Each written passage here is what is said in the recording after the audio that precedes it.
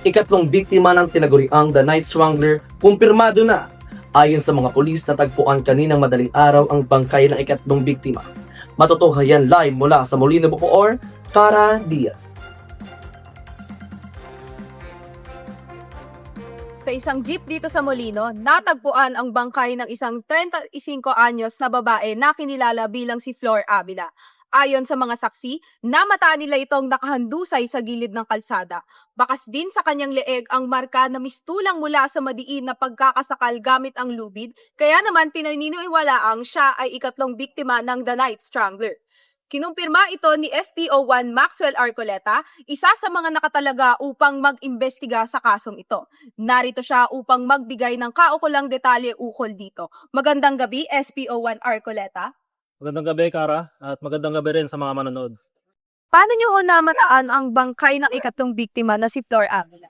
Nung natagpuan namin ang biktima, ay nakaandusay siya sa gilid ng kalsada.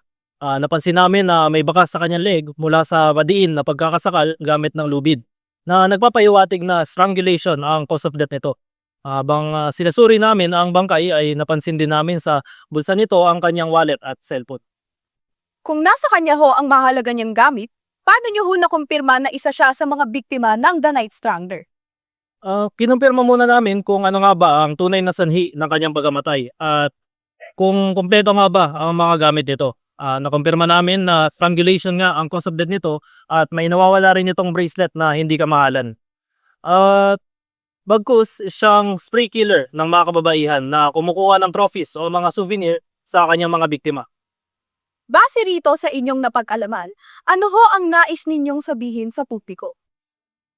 Inabisuhan namin ng lahat, lalong-lalo na ang mga kababaihan na huwag munang umalis ng 10 oras ng gabi kung hindi naman kinakailangan. Hanggat maaari ay manatili na lamang sa inyong mga tahanan bilang pag-iingat sapagkat hindi pa rin nahuhuli ang suspect sa likod ng mga krimen na ito. Maraming salamat, SPO1 Arcoleta. Balik sa'yo dyan sa studio, Dars. Maraming salamat, Kara. Sa ibang balita naman,